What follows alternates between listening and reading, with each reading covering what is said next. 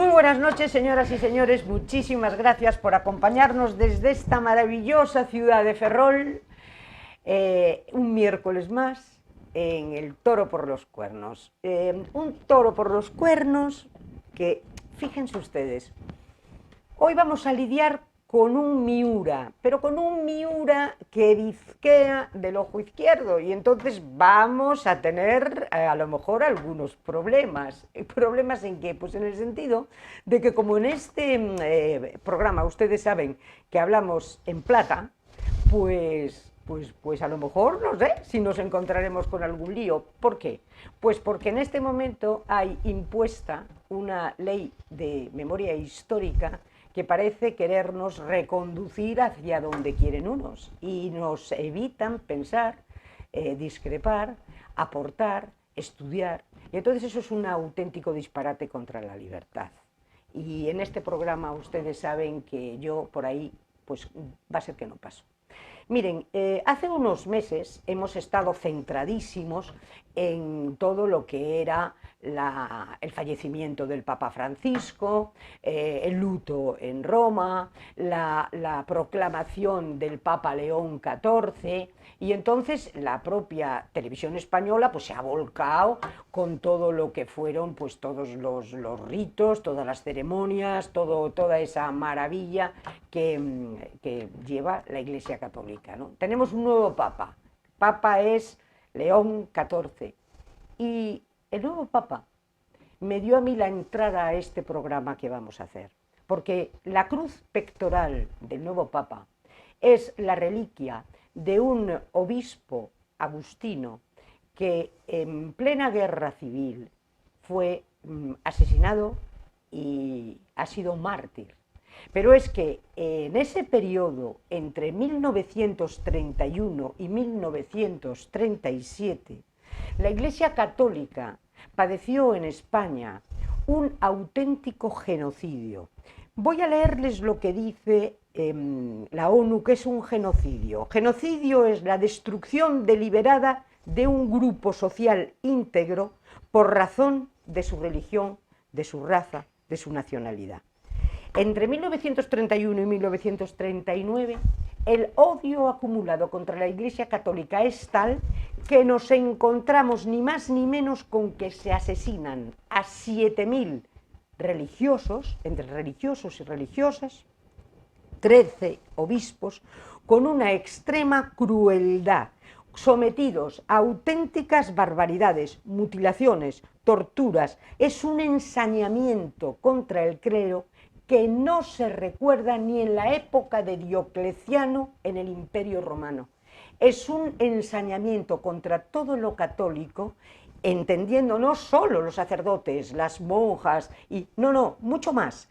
Toda la iconografía católica, que por el hecho de que un retablo, de que un cuadro, de que algo estuviera relacionado con el catolicismo, con la Virgen, con los... había que destrozarlo. Se destruyeron más obras de arte que nada menos que con la invasión napoleónica, que fue terrorífica. Bueno, pues fíjense ustedes, todavía más. Esto y de estas cosas se habla muy poco. Se pretende diluir en una especie de un totum revolutum, a ver si no decimos nada. Y cuando estamos hablando y conmemorando precisamente pues muchas cosas, qué menos que el entrar en lo que fue ese gran holocausto contra la Iglesia Católica. Para eso tengo la enorme suerte de contar con un especialista en la guerra civil y en toda la época de Franco. Nada más y nada menos que don Jaime Alonso. Jaime, muchísimas gracias porque has venido especialmente desde Madrid para hacer este programa conmigo. Y no sabes lo que te lo agradezco. Primero, no tienes nada que agradecer, porque para mí es un honor, un privilegio estar al lado de quienes combaten la mentira. Este es un programa donde la mentira te tomas el trabajo de desenmascarar, porque es la única manera de que la verdad y no la mentira adquiera la autoridad de lo verdadero. En España se llevan 50 años mintiendo, tergiversando la realidad política, social económica y sobre todo histórica. Un intento cierto, desesperado y al final impuesto por ley, porque el relato, cuando no se sostiene la mentira en un relato, en una confrontación dialéctica, hay que imponerla por ley. El hacerlo de esta manera totalitaria, contraria a cualquier principio y norma más elemental de libertad, ya no hablo de un sistema político o de otro, solo los totalitarios son aquellos que imponen en la sociedad un relato determinado histórico y político y económico y hasta moral en la conciencia, porque es en lo que quieren incidir sobre nosotros. Por lo tanto, llevan 50 años intentando esto sin que encuentren una oposición y una confrontación como debería ser, defendiendo la verdad. No se trata de una preferencia, sino ser objetivo. Usted quiere publicar todas estas cuestiones, documéntelas, interprételas y bien, vamos a combatir sobre su posicionamiento respecto al mío. Pero eso ya no les interesa, ya no quieren hacerlo y ahora quieren destruir y borrar de la mente de las personas lo ocurrido antes de que ellos nacieran. Y tiene una especial perversión. Es asimilable a la persona que tiene un accidente y que tiene un shock. Vamos a suponer que en vez de una persona, la sociedad, que es exactamente igual que una persona, solo que son millones de personas. A esa sociedad se le somete a un shock, a esa persona tiene un accidente y pierde la conciencia de lo que es. Al perder la conciencia de lo que es y de quién es, hay que rellenarle esa conciencia. Primero se la chocas, impides que sepa quién es y pregunta, ¿y este quién es? Y tú le puedes decir la verdad, es tu marido, es el padre de tus hijos. O puedes decirle, este es tu enemigo, este es la persona que te ha martirizado 30 años, que te ha violado y por culpa de él tienes 2 hijos. Imagínate cómo cambia radicalmente el panorama. Pues exactamente eso se ha hecho sistemáticamente con la historia de España, con el beneplácito del Partido Popular, pero sobre todo con una determinada y pertinaz ideología, porque quiere transformar la conciencia del pueblo español, entre otras razones, para que no pueda compararse lo que se hacía a partir antes del año 75 y lo que se ha hecho desde entonces para acá.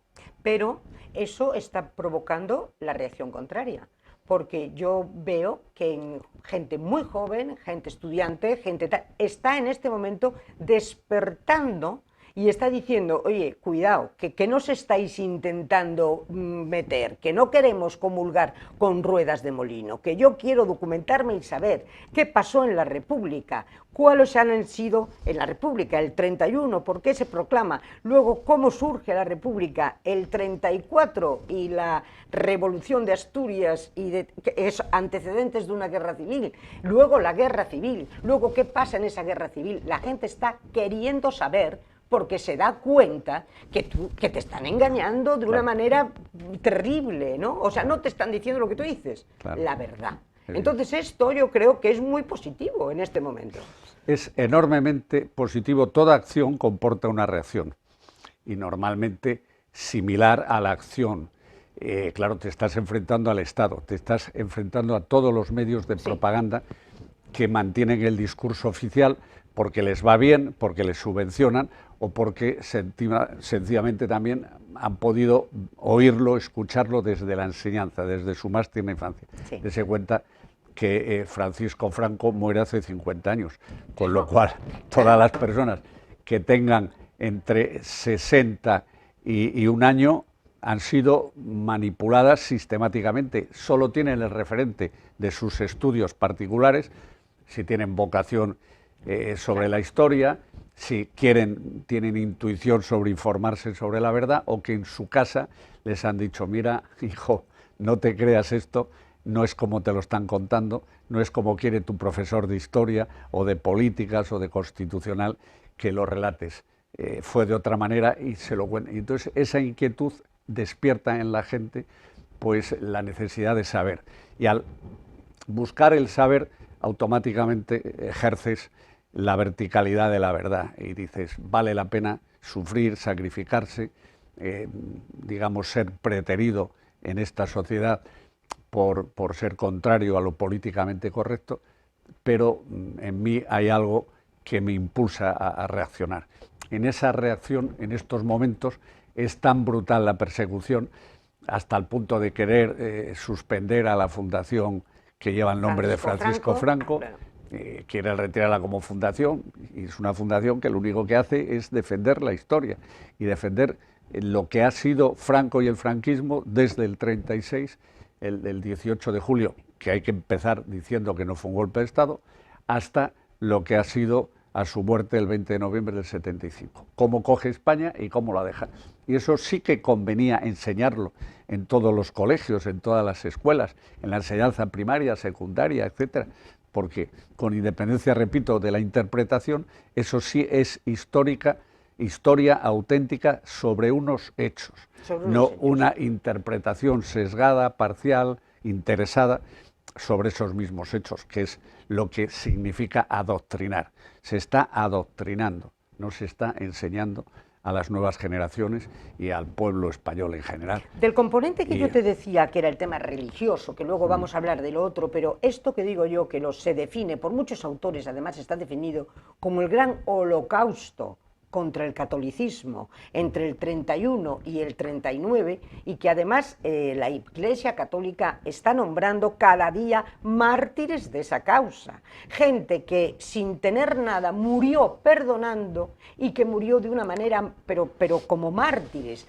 ¿Qué me puedes aportar de esto, Jaime? De los 7.000 asesinados, de los 13 obispos. Creo que te has podido quedar un poco corta, sí. Deben estar en torno a los 8.400, 8.500. Es cierto que son 13 obispos, esos están clarificados, sí, identificados, pero no ha habido una persecución a lo largo de la historia similar a la que ocurrió en esos 3 años de guerra civil. Ya no hablo de los antecedentes en el año 31, porque en el año 31, el 14 de abril se proclama la República, consecuencia de unas elecciones municipales, pero bueno, el rey se quiso ir, los consejeros ya creían que la monarquía no tenía virtualidad práctica en España y que así, yéndose, evitaban un enfrentamiento civil. No se daban cuenta que lo que estaban generando es un enfrentamiento infinitamente mayor y no muchos años después. En el año 31 la República nace solo y exclusivamente para los republicanos. El que diga que era una democracia es falsa. Que lea la Constitución de la Segunda República de 1931 y ya se dará cuenta que solo admite a aquellos que ellos consideran demócratas y aquellos que ellos consideran republicanos.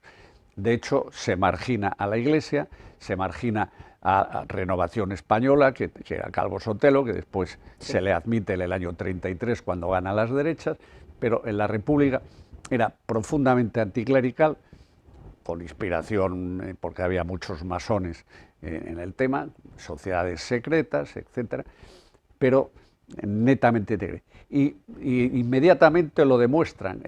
Creo que el 3 de mayo ya incendian en Madrid, Sevilla, Málaga y alguna otra provincia 100 iglesias, y 100 iglesias que son saqueadas y que digamos, destruyen unas bibliotecas importantes y destruyen imágenes sacras de notable valor histórico, litúrgico y también económico.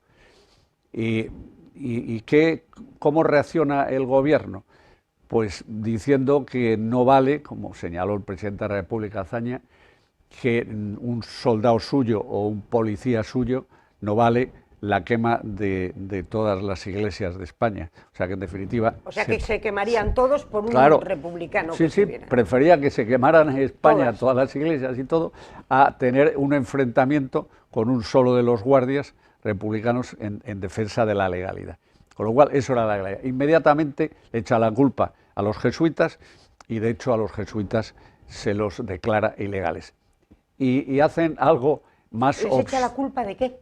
De la quema de lo que habían provocado... que habían sido los propios jesuitas los que habían quemado su propio convento. La izquierda siempre, si si haces el paralelismo entre entonces y hoy, ves los mismos ejemplos, las mismas cosas, la bomba Lapa, o sea, es todo un constructo, una construcción falaz, mentirosa, pero para mantener, digamos, un enfrentamiento, una división y una lucha de ellos contra el mundo. Ellos son los buenos, por supuesto, y los que liberan cuando llega la hora de la libertad y la verdad, etcétera. Ocurre lo que ocurre en todos los países socialistas, pero de momento tienen que ganar a sus huestes de esa manera. Y es curioso porque le echan la culpa a los jesuitas, dicen que ellos han provocado que las masas enfervorecidas y que no pudo controlar el gobierno, claro, el gobierno, ¿cómo va a controlar las masas si las manda él y las dirige él para ese fin y ese cometido? Entonces, él echa la culpa a los jesuitas y se crea el famoso artículo y polémico 26 de la República, que se declara a la Iglesia, digamos, como ilegal, y se transforman en sociedades privadas. O sea, la Iglesia en su conjunto ya son asociaciones privadas que dependen de una autoridad gubernamental. O sea que usted, para decir misa, ya tiene que contar con el visto bueno para enterrar a una persona, para cualquier funeral, etc. Sí, sí. Y todos los bienes de la Iglesia y todo pasan a ser... Yo he visto no solo lo que estoy contando, he visto en la zona de León, porque un abuelo mío fue uno de los que salió, era católico, en defensa de la Iglesia, y estaba a su nombre una de las iglesias que había en esta localidad. Y entonces pues me di cuenta que efectivamente era real ese artículo 26 y se aplicó en toda España.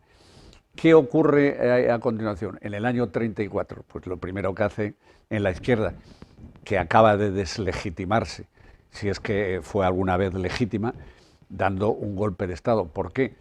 Porque no admitían una república burguesa y decían que se había burguesado porque en el año 32 gana la derecha, en el 33. Sí, y entonces, al ganar el 33 la derecha, ¿cómo va a gobernar la derecha? Estos no son demócratas. Y entonces abrazan la revolución.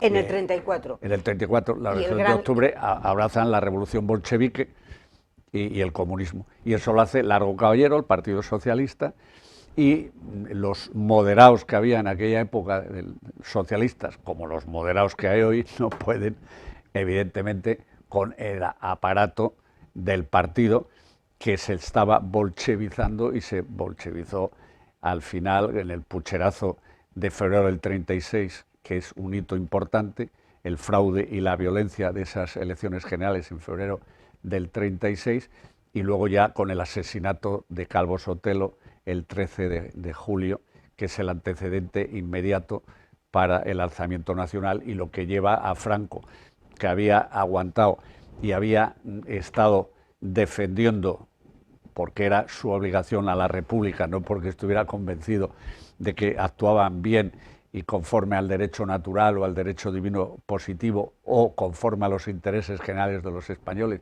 sino porque era la legalidad vigente.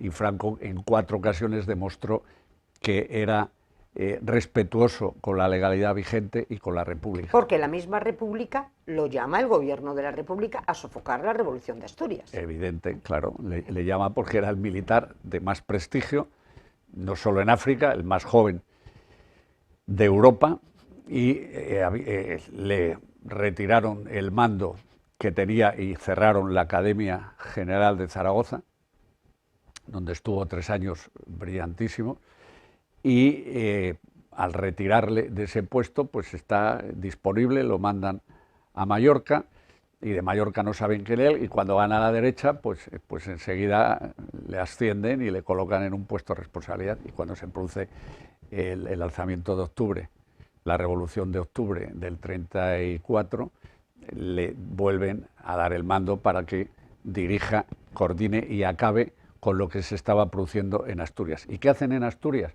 Pues saquear la Catedral de Oviedo, quemar la universidad que está al lado de Derecho, y era de las 4 más importantes bibliotecas del mundo, y la incendian.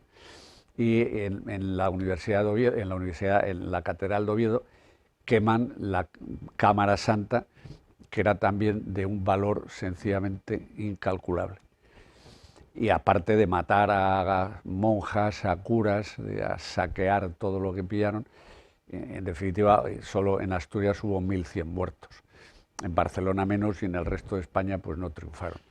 No triunfó ni mínimamente el alzamiento. Ese podríamos decir que es el gran antecedente es de lo que va a ser luego la guerra civil. Eso es lo que ya da idea de que, primero, no era democrático la República, segundo, que pudiendo discutir el origen, lo que nadie discute es el ejercicio, porque su propia legitimidad la pierden, primero, no controlando el orden público, segundo, politizando todas las instituciones, hasta el punto de que las fuerzas de orden público que tendrían que preservar el Estado de Derecho o los jueces los nombraban ellos también. Hubo una incidencia capital sobre esos aspectos esenciales de cualquier Estado de Derecho y por lo tanto ya era la ocupación de fincas sin venir a cuento, sin necesidad. Es un terrateniente que tiene mucho tal, le sobra y lo ocupaban los campesinos. Luego, ¿qué hacían con el ganado? Pues ni mantenerlo ni nada, se lo comían.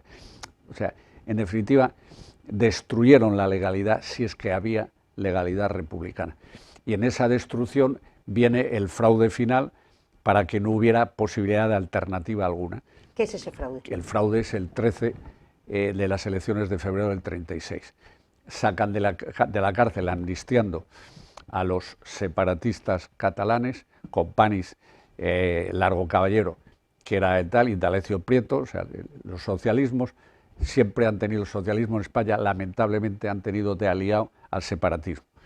O sea que no es ninguna butade el decir que la anti-España la han representado siempre socialistas, obviamente los comunistas, porque es una internacional, y los separatistas. Y esos se coaligan y se han coaligado desde aquella nefasta época y hoy con mayor virulencia, las amnistías se las otorgan igual que entonces, y amnistiado Largo Caballero, amnistiado D'Alessio Prieto. Porque pues, todos estos están en la cárcel. Estaban en la cárcel. Estaban en la cárcel precisamente por el levantamiento del 34. Sí. O sea, están todos en la cárcel. Y al fiscal general, Martín Gamazo, que imputa los delitos más graves a Largo Caballero, estos señores, y hace que se le condene a 30 años, luego se rebajen a 20, cuando se produce el alzamiento, los cogen en un pueblo, creo que de Cuenca, se cogen al padre, fiscal general del Estado, y a 4 hijos. Los asesinan a los 5, comenzando por matar al de 16 años, delante del padre. Luego al de 18, al del 19 y al de 22. Por haber y luego asesinan al padre. No la sentencia, era el fiscal, por haberle acusado. Por haber acusado.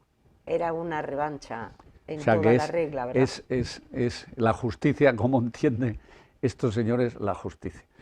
Era la pura arbitrariedad. Entonces, ¿qué ocurre en esos años, en esos meses, desde febrero del 36 hasta tal? Pues ya el deterioro de las instituciones fue absoluto. Se organiza el Frente Popular. El pucherazo ya es irreversible. Cesan a Alcalá Zamora. No hay un gobierno estable.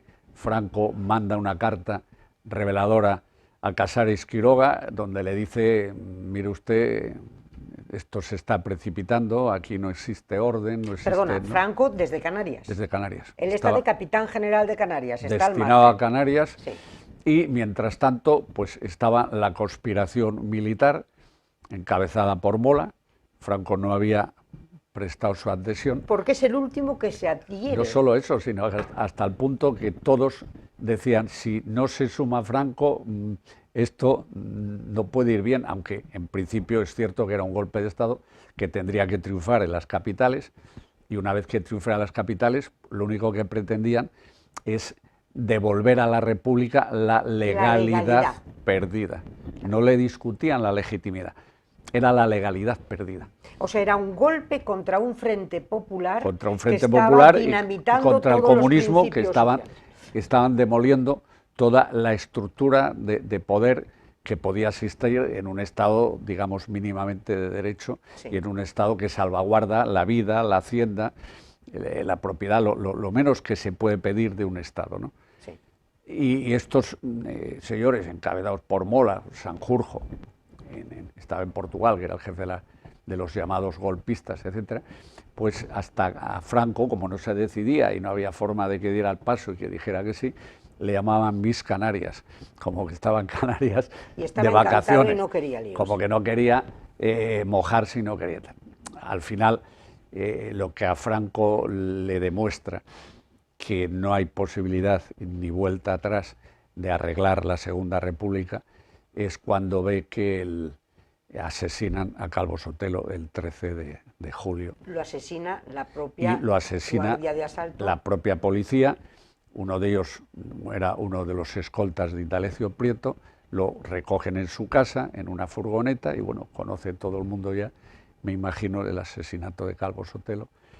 Y bueno, ahí ya es evidente que la propia policía no es una policía para salvaguardar la vida y Hacienda, y está al servicio del Estado, está al servicio de una facción política que ha tomado el Estado, y que la arbitrariedad y la injusticia es la norma y la eliminación de los enemigos. Ahí ya se ve que empiezan a eliminar enemigos, y en esa tesitura Franco, me imagino, los momentos que tuvo que pasar, las vivencias que tuvo que tener y el decir, no puedo hacer otra cosa que servir al llamado histórico, lo que juré de defender a mi patria, lo que juré en la Academia Militar de Zaragoza, que el honor estaba por encima de la disciplina, y yo no puedo ser ya disciplinado ni un solo día con estos señores. Se suma al alzamiento, como sabes, llevar el Dragón Rapid desde Canarias a Tetuán, y allí pues al Arache le están esperando la Legión, pues me imagino el entusiasmo de esos militares a ver a su jefe, etcétera. Para ellos caudillo ya, y para el ABC lo había sido cuando se casa con doña Carmen en Oviedo, y en ese clima y pues ese cuerpo de ejército pues se rebela y se levanta. ¿Qué ocurre? Que luego hay que trasladarlos a España, porque es que parece fácil, porque están en África. En España fracasa en Madrid, que es la capital, fracasa el golpe en Barcelona, fracasa en toda la zona industrial del norte, con lo cual tenía razón Prieto cuando le dice en los primeros días de agosto, ¿dónde van estos insensatos? El golpe de Estado había fracasado, y por eso no hay quien quiera defender que fue un golpe de Estado, o mejor dicho, quieren imponer por ley que fue un golpe de Estado. No, el golpe de Estado fracasa. Y el golpe de Estado fracasa en agosto, y fracasa al no tomar, porque los golpes de Estado son para cambiar una legalidad por otra, pero en unos días, en unas horas, no para dividir. ¿Por qué se produce el alzamiento? Porque la mitad de España se niega a morir, la mitad de España se niega a ser dominada por el totalitarismo, por el comunismo. Y por eso hay, al lado del componente militar, el componente ideológico y político, el espiritual. Había que recuperar, digamos, lo que había sido la tradición en España desde la conquista de América y anteriormente, cuando nos enfrentábamos a los sarracenos y a los moros. Y eso, providencial, con el hombre que la providencia había señalado, lo entendió perfectamente, y milagrosamente, con lo que tenía y con lo que había, salvo Sevilla, que era la única capital, y si saben y conocen la historia, como Queipo de Llano engañó paseando a unos señores vestidos de legionarios y diciendo que estaban ya tomando todos los tales, y eso es lo que permitió retrasar unos días la llegada de los legionarios y que Sevilla estuviera en zona nacional. Pero vamos, luego tuvo que desde Cádiz desembarcar y, como sabes, por Huelva, con el flanco izquierdo de Portugal salvaguardado, subir hasta Badajoz, y de Badajoz hacia Madrid, salvando el Alcázar de Toledo, que fue un hecho excepcional en septiembre del 36, y que de alguna manera elevó la moral de los sitiados, de los españoles, y empezó a tomar la gente conciencia de que con Franco se podía ganar la guerra. ¿Me vas a perdonar un segundo? Vamos a publicidad y seguimos. Muy bien.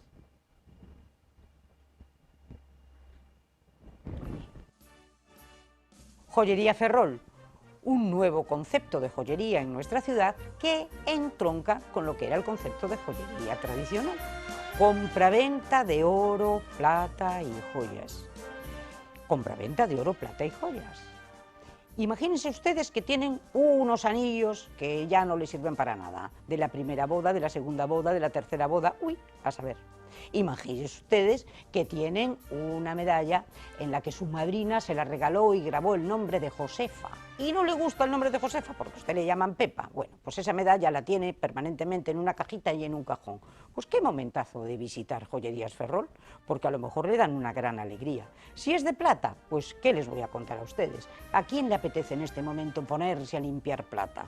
Bandejas, juegos de café, aquellas trofeos que ya están medio destartalados y que seguramente los tendrán metidos en un baúl o en un cajón, esperando a que sus herederos en su día los disfruten. No, si los van a vender va a ser lo primero que hagan, véndanlos ustedes y se pegan una alegría. Y luego otro concepto también importantísimo, los empeños. Oiga, que usted no se quiere deshacer ni del oro, ni de la plata, ni de las alhajas o de las joyas, bueno, pues a lo mejor visita usted Joyería Ferrol y empeñan la pieza correspondiente. Y a nadie se le caen los anillos, porque no se olviden de una cosa muy importante.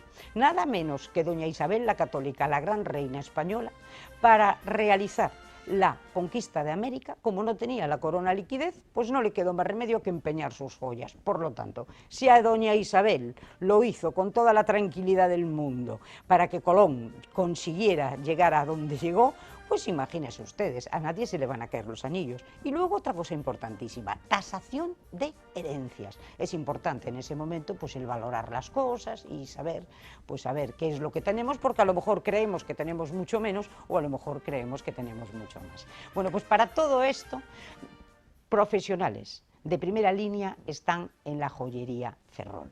Y también les digo algo importantísimo, que ustedes no quieren ir hasta allí, pues no se preocupen, tienen aquí el número de teléfono que les vamos a facilitar en nada y llámenles ustedes. Ellos se desplazarán a su domicilio y sin ningún compromiso y seguramente que llegan a un acuerdo. Ya lo saben, Joyerías Ferrol. Si tienen problemas de liquidez, ese es el sitio. Adelante, porque lo más probable es que se lleven una alegría enorme.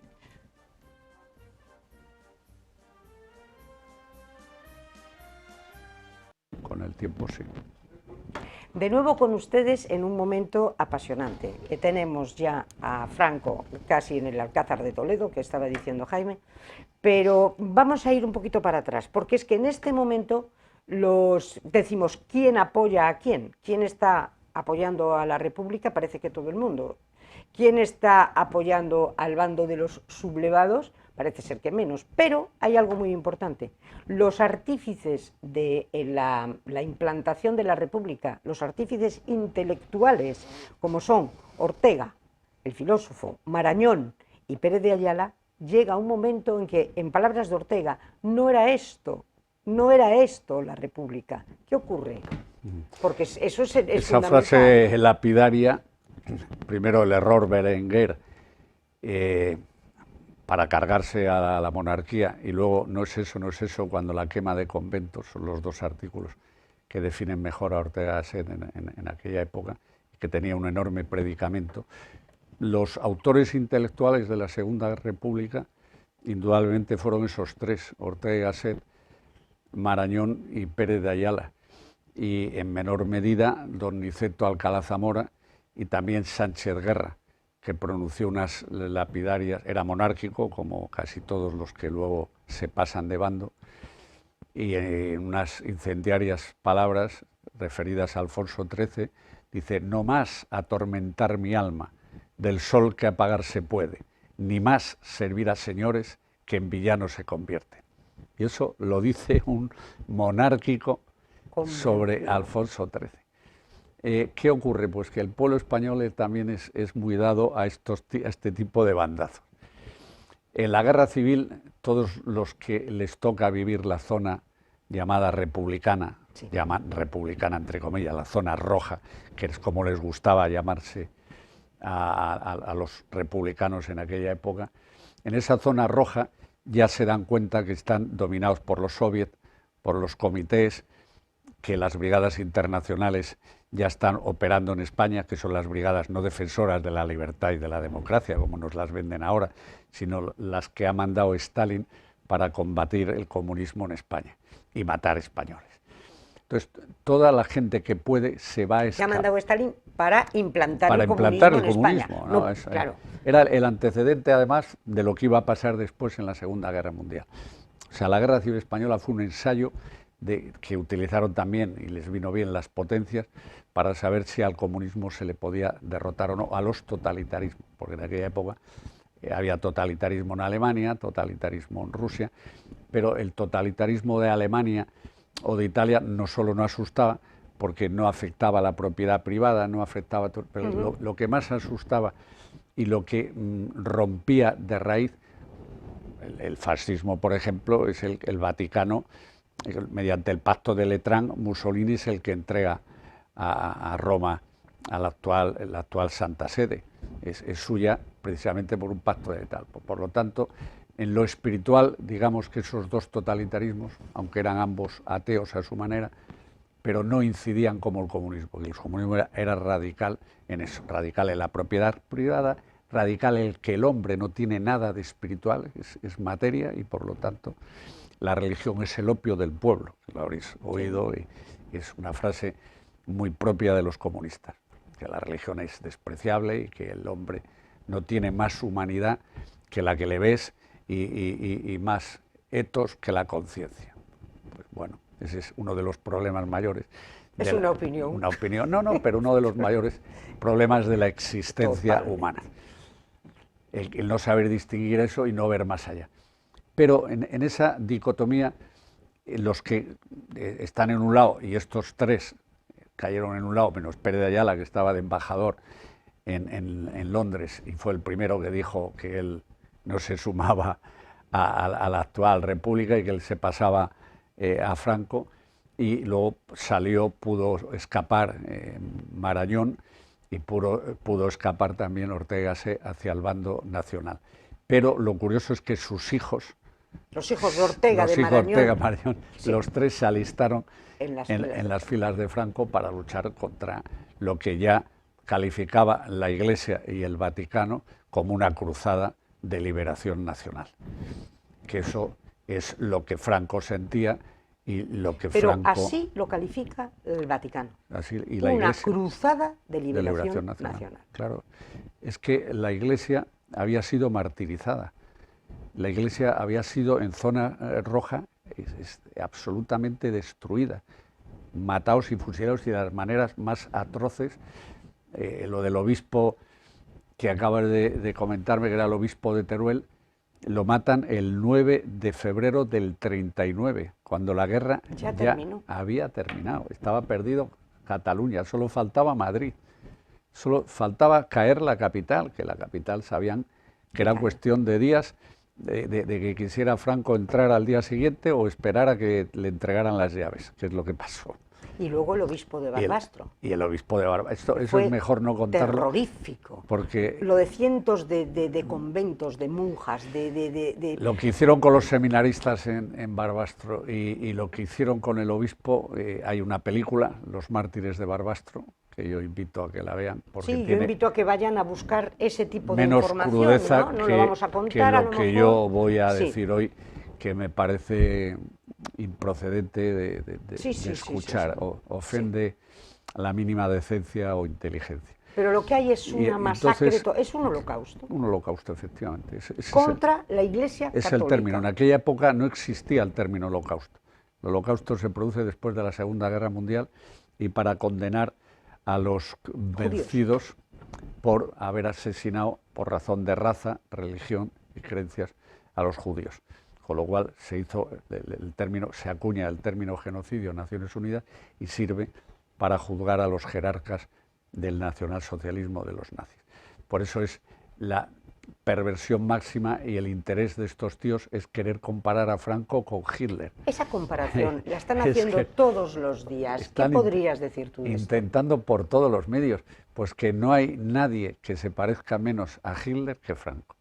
Si empezamos por lo militar, uno es cabo primero en la Primera Guerra Sonora, el otro es con 33 años el general más laureado de España y más joven. Y de Europa. Y de Europa. Uno es ateo, el otro es profundamente cristiano. En su testamento se honra como cristiano y en el nombre de Cristo confiesa ser hijo fiel de la Iglesia en cuyo seno sabe que va a morir.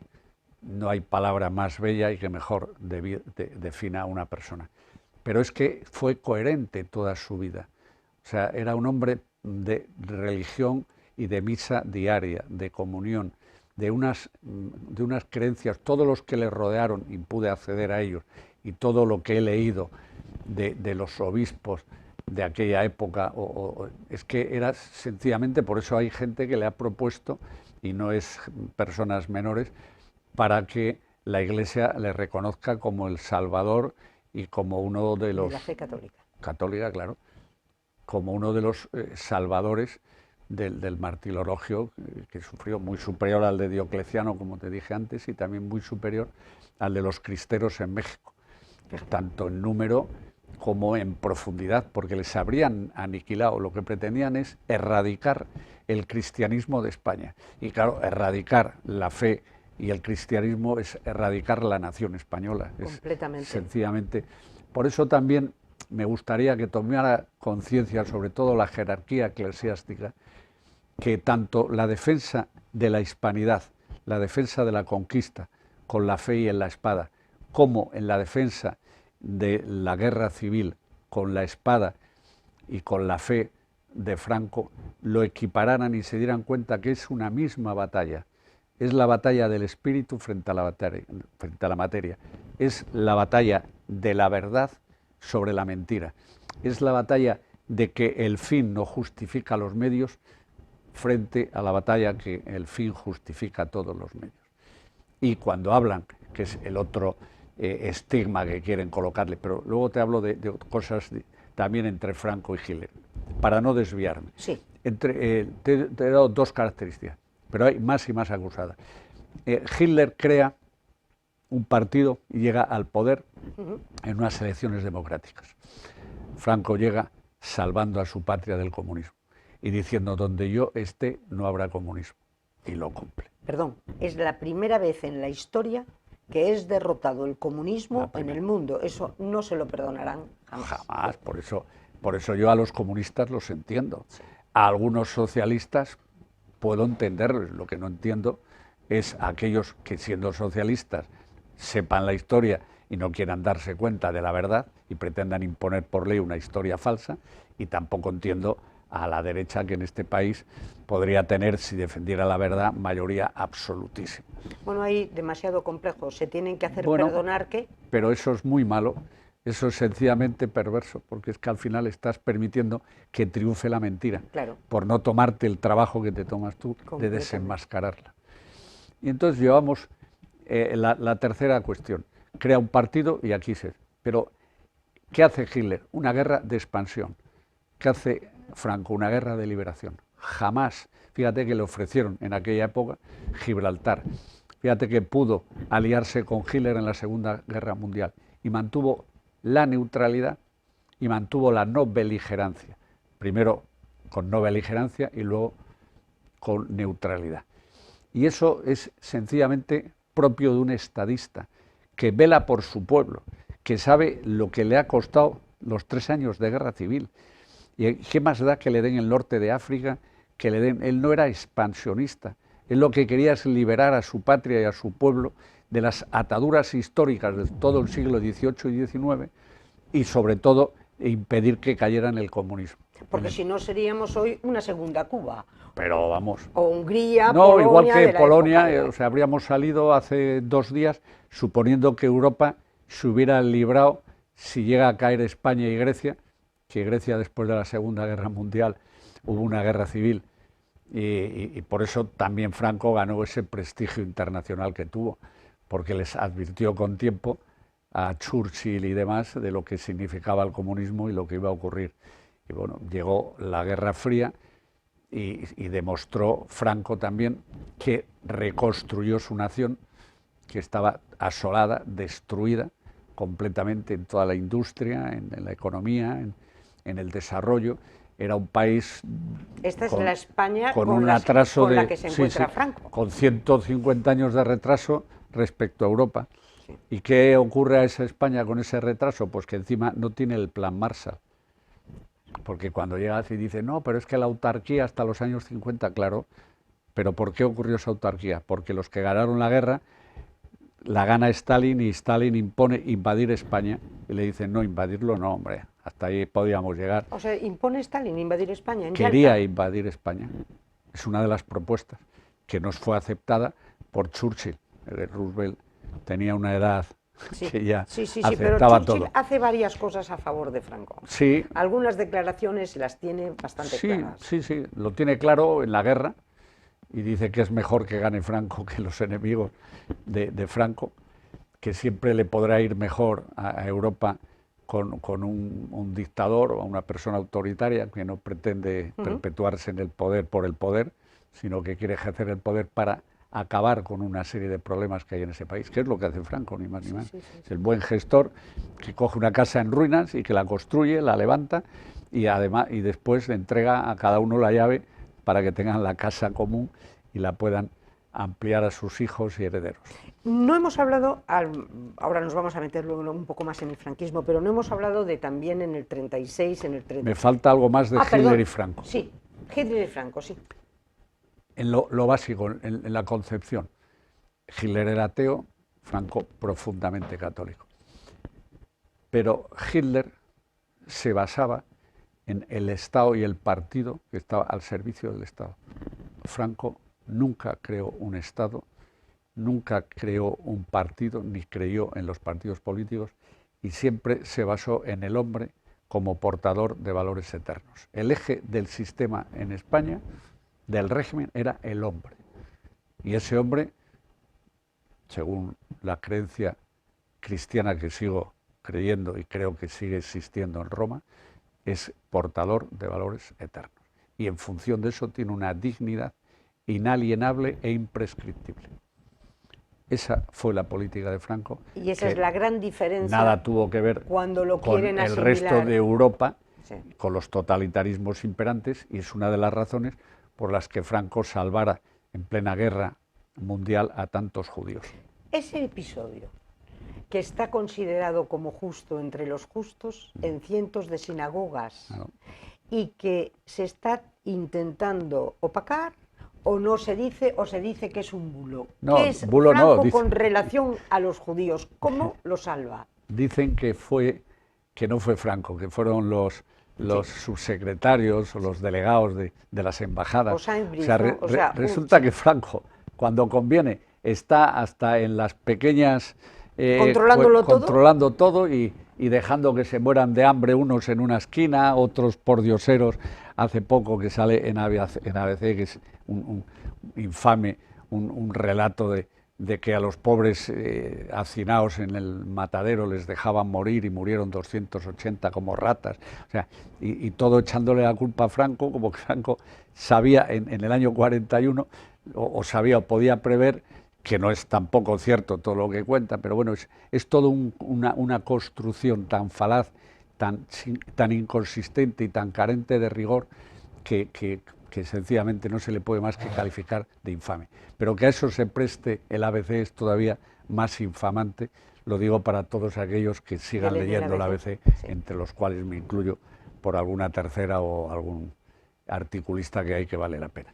Entonces, el punto judío de Franco. Para no desviarme. El punto judío es por esa concepción que él tiene. Él no sabe que está ocurriendo lo de Auschwitz porque es secreto, no lo conocen, se lo dicen las cancillerías, pero lo que sí sabe es que existe una persecución ya desde el año 31 con los judíos. Y que es una política de Estado de Hitler que los margina y tal, y en una guerra mundial, pues estaban en una situación más. Y entonces lo que hace es utilizar un decreto de Primo de Rivera sobre los sefardíes, y coge ese decreto, lo aplica y dice que todos los judíos que se encuentren en todas las delegaciones, lo dice a través, obviamente, de su ministro de Asuntos Exteriores, y su ministro de Asuntos Exteriores a los embajadores. No. Es Jordana de Pozas y es antes de Serrano Suñer. Bueno, pero se le da la orden al ministro de Asuntos Exteriores. Dos ministros de Asuntos Exteriores, uno es Jordana de Pozas y otro era, no me acuerdo ahora el nombre, pero bueno, eran dos anteriores.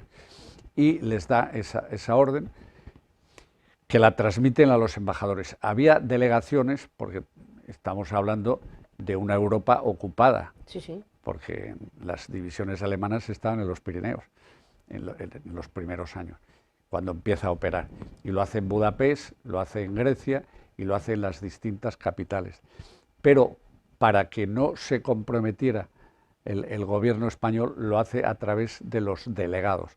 Y esos delegados van buscando las comunidades judías y les van rellenando papeles diciendo, diga usted que es sefardita, y les enseñan unas palabras en español para que sepan decir buenos días, buenas tardes, hola, adiós, o sea, una especie de código, de diccionario para decir que son españoles y que son descendientes de sefardíes. En ese momento... Y salva...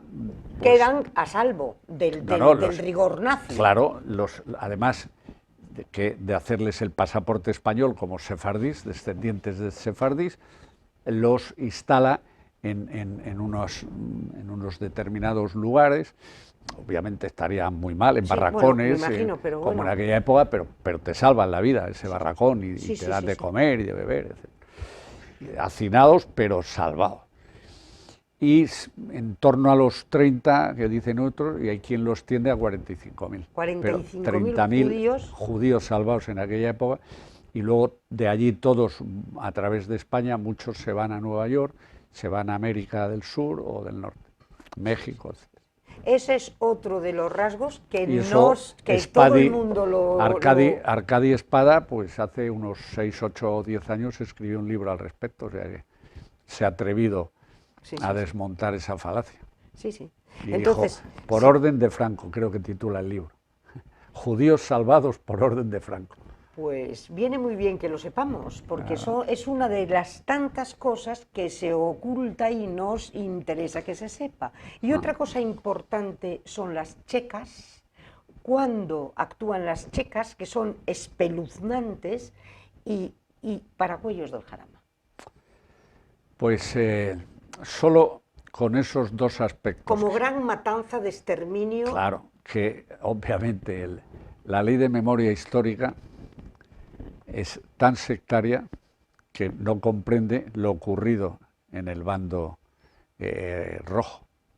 Los 3 años de guerra civil, los antecedentes de la Segunda República, todo lo ocurrido en el 34, tal, eso pasa absolutamente desapercibido.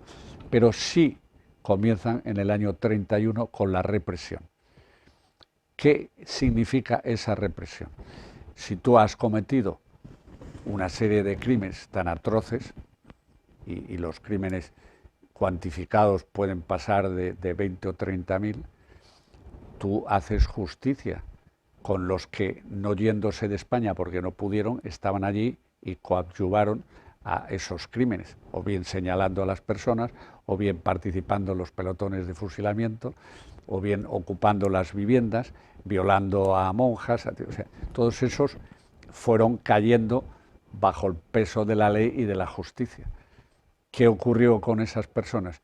Pues que tuvieron unos procesos, unos juicios mucho más garantistas que los que ellos habían procurado a sus víctimas. Imagínate lo que hablábamos antes, los que juzgaron y mataron al fiscal general y a sus 4 hijos. Sí. Pues probablemente todos esos hoy sean unas víctimas del franquismo, porque el franquismo los juzgó, tuvieron en 2 o 3 años el proceso, juicio y fueron fusilados. ¿Esos son víctimas del franquismo? No. Eso no pueden ser considerados víctimas del franquismo, ni puede considerarse represión franquista la justicia que se hace como consecuencia de los actos que habían tenido esas personas durante la guerra civil. Evidentemente. Y luego, por ejemplo, las checas. ¿Qué son las checas? Que la gente no conoce lo que son las checas. ¿Cuándo se implantan y qué son? Porque es un fenómeno que procede, como su nombre lo indica, de la Unión Soviética y que eran centros de detención y tortura, pues para que delataran a las personas o sencillamente para ser torturados y asesinados. En Madrid, solo en Madrid, creo que hubo 182 checas.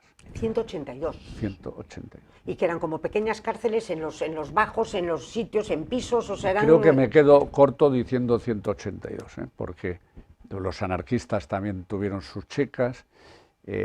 Como había tres facciones, una en Barcelona, los separatistas y socialistas, ahí cada uno tenía, ahí los libertarios, los anarquistas, cada uno tenía sus checas particulares, pero los que más y mejor actuaban en ese concreto apartado fueron los comunistas, que son los inventores de la checa, y los socialistas, que fueron los primeros en aplicarla con todo su rigor y extensión del término. Casi todos los que pasaban por las checas, entre otros el hermano de Pardo Bazán, el hijo, sí, Jaime se llamaba, y su nieto, pasaron por, creo que la checa de Fomento, y de ahí a Aravaca los fusilaron el 8 de agosto del 36. El hermano de Emilia Pardo Bazán y el hijo. El hijo, sí, el hijo. Se llamaba, sí, Jaime y, sí, y su nieto, que creo que también se llamaba Jaime.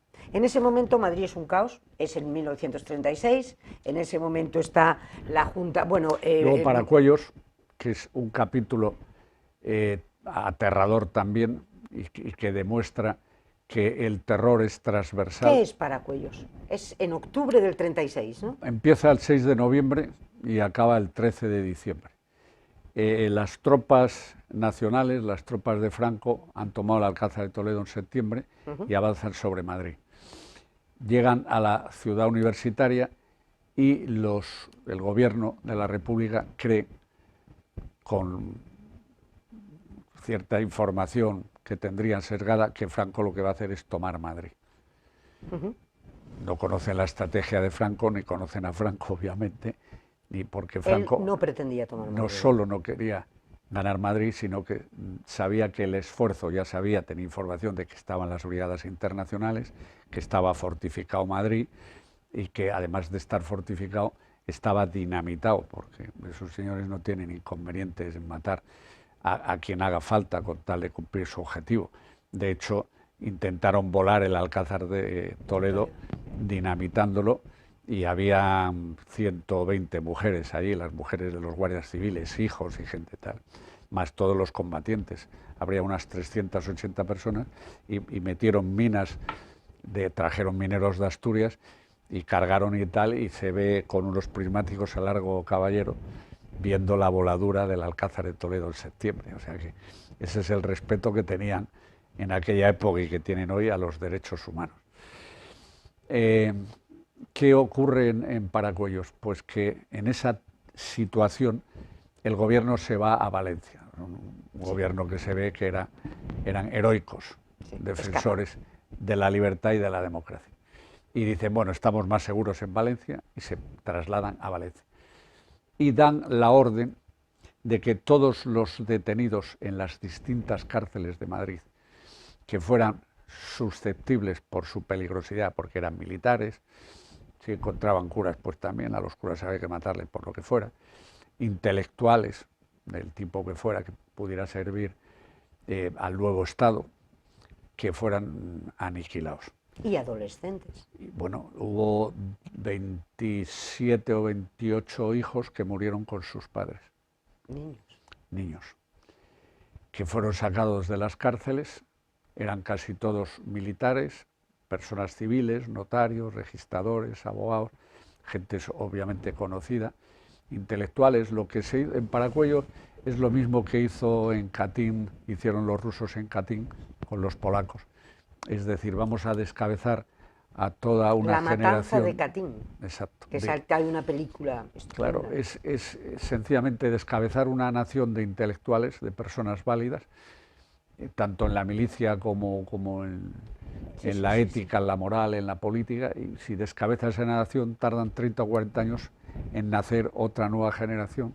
De hecho, Polonia se ha recuperado ahora, pero han estado 40 o 50 años bajo el yugo socialista sin gente relevante que pudiera destacar. Y en Paracuellos hay como 4.000 y pico personas, 5.000. Sí, unos lo sitúan en 5.000, otros en 3.600. Pero de todas formas conmueve ir allí y ver ese camposanto lleno de cruces y todos con los nombres, con la edad y las coronas de flores. Y conmueve porque te imaginas siendo sacados de las celdas, entre otros el ilustre a Muñoz Seca, que era un dramaturgo excepcional, y el tío abuelo de Usía, y que tenía un bigotito y le querían cortar el bigote y él dijo que eso es lo único que quería llevarse al otro lado. Y cuando llega el momento del fusilamiento, a alguno de los milicianos le gustaba la chaqueta que llevaba y dijo: oye, viejo bigote, tal, no sabía ni quién era, dame esa chaqueta y tal. Dijo: pues sí, te la voy a dar porque sencillamente lo único que me puedes quitar es esto, porque lo demás no me lo puedes quitar. Y un miliciano más inteligente, por lo visto, dice: ¿qué es lo que no te puede quitar? Dice: el miedo. Era un genio hasta en eso. Me podéis quitar todo menos el miedo. Sí. Y bueno, pues con miedo, pero murió Pero es premeditado, porque ahí absolutamente dicen que premeditado. En un principio ya ponen hay un embajador de Suecia, Slayer, que escribe un libro magnífico, porque uno de los que muere en Paracuellos es de la Cierva, el padre de nuestro historiador, de Ricardo de la Cierva, y va a buscar, pretendido por uno de los de la Cierva, que estaba exiliado en la embajada Suecia, va a preguntar, etcétera, y les dice, porque él se entera y tiene información privilegiada, y le dice: oiga, estáis asesinando a esta gente, les estáis sacando diciendo que les trasladáis a una cárcel más segura, a Valencia, etcétera, les estáis engañando, pero todos acaban en Paracuellos del Jarama. Y en Paracuellos era la muerte, el fusilamiento y la muerte. Responsable, Largo Caballero, Casares, todo el Consejo de Ministros, que participan con el presidente al frente, que es el Largo Caballero. Y hay un responsable máximo de eso, que se llama Santiago Carrillo. El responsable de orden público y de las cárceles de aquel momento era Santiago Carrillo, que hasta que no lo cesan el 10-12 de diciembre, y entra un liberal, un anarquista, que se portó muy bien, ya no permitió ninguna salida, ni más sacas, ni nada que se le parezca, pues se mataron entre 3.500 y 5.000. Pues qué barbaridad. Una burrada. Melchor Rodríguez era el anarquista. Melchor Rodríguez. A Melchor Rodríguez se le conoce como el Ángel Rojo, porque a partir de él cesan las matanzas en Paracuellos. Y piensa que antes de empezar en noviembre, ya en agosto, en la cárcel Modelo, se había fusilado en el patio a un montón de personas que estaban paseando por ahí, entre otros a un hermano de José Antonio. Esa es la situación, y yo te diría, ahora ya estamos entrando en la recta final, hemos hablado de muchísimas cosas, y yo te haría dos preguntas. ¿Con qué España, cómo es la España con la que se encuentra Franco? ¿Y qué España deja Franco? Es aterrador cuando triunfa, me imagino, ver la situación de la nación en la parte que iban conquistando. Porque la parte que iban conquistando se encontraban con que habían quemado todo lo que tenía valor, se habían apropiado de todos los bienes, de hecho se fueron en Elvita para México y de eso vivió todo el exilio, habían expoliado todas las fortunas, todos los bienes, donde había ganadería, habían matado el ganado y lo habían tal, las fincas eran eriales, o sea, nada Tierra que ver. Quemada. Sí, nada que ver la parte nacional, activa, generosa, abierta, trabajadora y con respeto a la propiedad privada y libertad de pensamiento y de conciencia, porque hay dos tipos y dos formas de pensar, una en tu ámbito privado, que es la conciencia, y luego en tu ámbito público.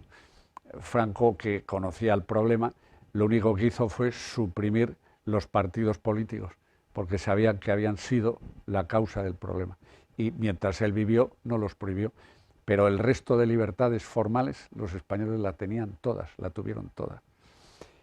Cuando él llega al poder, se encuentra esa España, pero es que además, después de la Segunda Guerra Mundial, se encuentra con el bloqueo económico de todas las potencias, solo nos ayuda Argentina y Brasil. Y en esas condiciones sale adelante. ¿Cómo sale adelante? Pues evidentemente con un sistema autárquico. Sí. Pero no necesitamos plan Marshall. A partir de los años 50, del 50 al 70, en 20 años, el milagro español, España se transforma y supera a Europa. Cuando muere Franco ya somos la 8ª potencia industrial del mundo. Teníamos 6 o 8 centrales nucleares. Tendríamos que tener hoy 30 y no habría habido apagones ni había tal. Teníamos la industria, el INI, teníamos ferrocarriles, que los trenes llegaban, aunque con la tecnología de entonces y tal, pero era de los españoles. Se había creado Telefónica, que era de los españoles. Todas las empresas públicas hoy conocidas, vendidas, privatizadas y vuelta a comprar, mal vendidas, y vuelta a comprar con nuestros impuestos, porque ahora el INI se llama SEPI y el SEPI está entrando con nuestro dinero para controlar a las empresas del IBEX que pueden. En definitiva, aquello era de todos los españoles, para todos los españoles, y es tan, digamos, fácil de constatar como que si hoy tenemos agua es gracias a las presas, si hoy tenemos energía eléctrica no deficitaria después de 50 años, es gracias a las bases que se sentó entonces, y se creó algo que a su muerte no había tenido nunca España, y era a la clase media.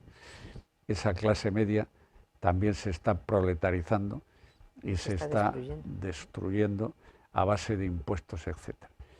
Y Franco sostenía que hay que no hacer o quitar a los proletarios, hay que hacerlos propietarios.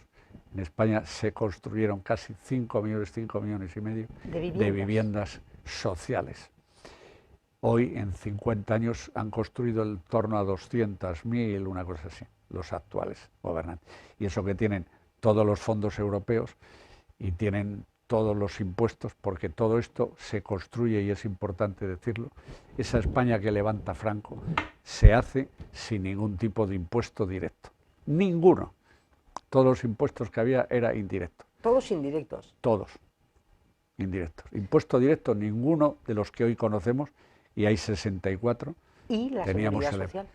Bueno, eso ya en el año 38, antes de acabar la guerra, el último año de la guerra, en diciembre, ya Franco crea el Fuero del Trabajo, que es la primera ley fundamental, cuyo ministro, don Pedro González Bueno y Bocos, vale la pena ser recordado.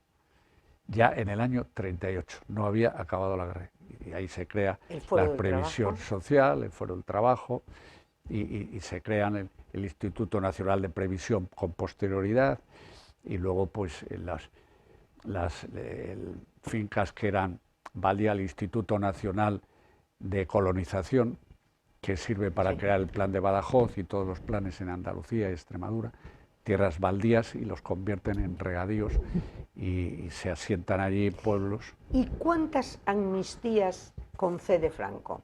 Amnistía realmente, con el término de amnistía, indulto general, sí, que era equiparable, porque en aquella época no existía en la Constitución el término amnistía. La Segunda República amnistía en 2 ocasiones, y demuestra claramente que las amnistías no sirven para nada. Amnistía a Sanjurjo en el año 33 y amnistía en el año 36 a Largo Caballero y a Companys. Ambos, uno en el bando nacional, sí, era el jefe de los golpistas, o sea que sí, no les sirvió la amnistía para mucho, y tampoco le sirvió a Companys ni a Indalecio. Al final. Entonces, indulto general hubo en 2 ocasiones, indulto general. O sea, en el año 50, a los... ¿Que se perdona? Comienza, yo te lo digo por fácil, comienza el Valle de los Caídos, dura 19 años es que voy al valle. Construirse. Sí. Pues fíjate, te va a venir muy bien lo que te digo. Tarda 19 años en construirse y se acaba de construir el año 59. Entonces, en 1940, que plena guerra tal, hay la primera, porque claro, entre otras cosas había 200 o 300.000 detenidos, personas que habían luchado equivocadamente en el bando, digamos, rojo, pero que no tenían delitos de sangre. Pues esas personas se les iba liberando, sí, se les iba sacando de la cárcel y se les iba amnistiando, entre comillas, mediante indultos parciales. Y creo que el primer indulto general es el año 46 y luego viene otro posterior, el 64. En el 64. Con lo cual nadie puede decir que con Franco, digamos, quedaban delitos de la guerra civil que había que amnistiar. La amnistía del 77 es porque quieren establecer un cambio de régimen y quieren decir que todo lo anterior no sirve de nada y que solo la democracia y los demócratas pueden amnistiar con legitimidad de origen y de ejercicio. No deja de ser un brindis al sol. Y toda esta idea de reconciliación nacional, que es la que él siempre tiene, falsa idea, se queda cristalizada en un monumento que es ni más ni menos que el Valle de los Caídos. Falsa idea. Que se lo encarga nada menos que a Juan de Ávalos. No. Juan de Ávalos no es de su cuerda. Y Muguruza, ninguno de los que construyen el Valle de los Caídos, tanto desde el punto de vista arquitectónico como desde el punto de vista ornamental, tienen nada que ver con Franco o el franquismo. Elegían los mejores. Franco suprimió los partidos políticos, pero establece un régimen por el cual los mejores son potenciados, los mejores ascienden, se da libertad a la sociedad civil para crear lo que ellos sean capaces de generar y también la libertad para prosperar sin las trabas de ningún tipo. O sea que el Estado era enormemente permisivo. La reconciliación entre los españoles, según me han contado y he podido leer, acaba en el año 55, 56, cuando ya vienen los planes de desarrollo, los planes Marshall, y ven que allí nadie se discrimina. Cuando ven, se van jubilando y dicen, no, pues yo era rojo y tengo seguridad social. Pues, y me han dado una vivienda. Y trabajo en un ministerio. Y exacto, y trabajo en un ministerio. El abuelo de Pablo Iglesias, del actual Pablo Iglesias de Podemos, trabajando en el ministerio. Estuvo en el ministerio, enchufado por Girón y además en un puesto relevante del Ministerio de Trabajo. Bueno, pues entonces, ¿qué ocurre? Que Franco al principio generaría dudas, pero al final todo el mundo era franquista. Y tenemos el Valle. ¿Y qué pasa con el Valle ahora, Jaime? El Valle, ¿qué pasa? Que se construye en 19 años, pues se han mitologizado para destruirlo, diciendo que allí trabajaron presos políticos y que, claro, es fácil desmontarlo. Se han estado 19 años construyendo el Valle de los Caídos y no hubo presos políticos desde 1950. No nos encaja. No encaja. Desde el 49 ya no había presos políticos en ninguna parte de España, excepto aquellos criminales, que hay 2 o 3 casos que eran, en fin, irrecuperables y demás. El Valle de los Caídos es sencillamente el monolito a la reconciliación, al nunca más una guerra entre hermanos y al perdón del humanismo cristiano que lleva a una orden benedictino especialmente dedicada a la oración y a la prédica de la bondad y la bendición divina sobre unas almas allí enterradas y unos cuerpos que ya están en el más allá, en otra dimensión. Y con una cruz que protege a todo Madrid. Una cruz que protegería y debería proteger a toda la humanidad, pero que ofende a la anti-España y ofende a los ateos y ofende a todos los que quieren destruir a nuestra civilización, o sea que no es nada nuevo. Pues hemos llegado hasta aquí. Yo te agradezco muchísimo todo lo que nos has contado, todo lo que nos has iluminado, y yo solo le pediría a la gente, a todos los que nos están escuchando, que serán muchos, que si tienen alguna duda, recurran ustedes a los libros de historia, vayan a la historia, intenten entender la historia y saber qué es lo que verdaderamente pasó, y solo les pido, por favor, que no se dejen adoctrinar, que es terrible, es terrible. Yo te agradezco muchísimo que hayas venido, ya lo sabes. Gracias. Sabes que aquí estás en tu casa y Me siento siempre que quieras. defensor de tú y mí y cada vez de más gente, verdad. Pues muchas gracias, Jaime, y muchísimas gracias a todos ustedes, y ya lo saben, hasta el próximo miércoles, siempre que quieran.